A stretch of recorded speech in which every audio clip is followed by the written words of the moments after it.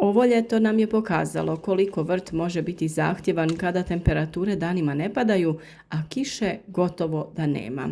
Vrućine i suša posebno teško padaju povrću jer biljke tada troše ogromne količine vode. Tlo se brzo isušuje, a visoke temperature mogu zaustaviti cvjetanje, oprašivanje i razvoj plodova. Ipak, kada pogledam svoj vrt, mogu reći da sam jako zadovoljna kako su moje biljke izdržale ovaj težak period. Naravno, nije sve bilo prepušteno slučaju. Na vrijeme smo napravili nekoliko stvari koje su se pokazale kao pravi spas za naš vrt. Prva i jedna od najvažnijih stvari bila je zasjena zelenom mrežom. Kada su temperature počele prelaziti granice koje biljke mogu lako podnijeti, postavili smo mrežu iznad dijela vrta.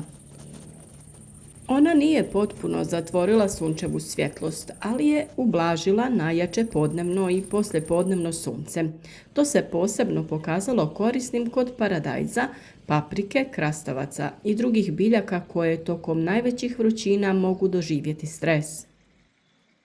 Važno je razumjeti da biljci tokom velikih vrućina nije potreban samo hlad, nego i zaštita od naglih gubitaka vode. Zato je druga stvar koju smo uradili bilo malčiranje. Tlo oko biljaka nismo ostavili golo. Prekrili smo ga malčem od slame koji je čuvao vlagu i spriječavao da sunce direktno zagrijava površinski sloj tla. Osim toga, malč je usporio isparavanje vode, pa je vlaga mnogo duže ostajala tamo gdje je biljci najpotrebnija, u zoni korijena. I upravo zbog toga smo mogli primjenjivati još jednu važnu stvar, obilno i dubinsko zalijevanje, ali rjeđe. Naime, tokom velikih vrućina nije cilj svaki dan samo malo naklasiti površinu tla. Takvo zalijevanje može napraviti više problema nego koristi, jer korijen ostaje uglavnom u površinskom sloju tla. Mi smo zato, kada je bilo potrebno, zalijevali obilnije kako bi voda prodrla dublje u zemlju. Nakon toga smo pustili da biljka određeno vrijeme koristi tu vlagu. Na taj način biljke razvijaju snažniji korijenov sistem i imaju bolji pristup vodi kada nastupi sušni period. Naravno, voda sama po sebi nije dovoljna. Biljka koja je iscrpljena i kojoj nedostaju hranjiva mnogo teže podnosi stres. Zato smo tokom sezone koristili prirodna hranjiva o kojima smo dosta govorili, vodeći računa da ne pretjerujemo. Prihrana je bila podrška biljkama da nastave rasti, cvjetati i stvarati plodove i u periodu kada vremenski uslovi nisu bili idealni. Posebno je važno biljke prihranjivati pravilno i u skladu sa njihovim potrebama, jer ni previše hranjiva tokom velikih vrućina nije dobro. Osim prihrane, vodili smo računa i o prirodnoj zaštiti biljaka. Redovno smo pregledali listove, stabljike i plodove kako bismo na vrijeme primijetili eventualne štetočine ili znakove bolesti. U vrtu uvijek vrijedi pravilo da je mnogo lakše reagovati na prvi znak problema nego čekati da se problem proširi. Još jedna stvar koja se pokazala jako važnom bila je redovna berba. Nismo dozvoljavali da zreli plodovi nepotrebno dugo ostaju na biljkama.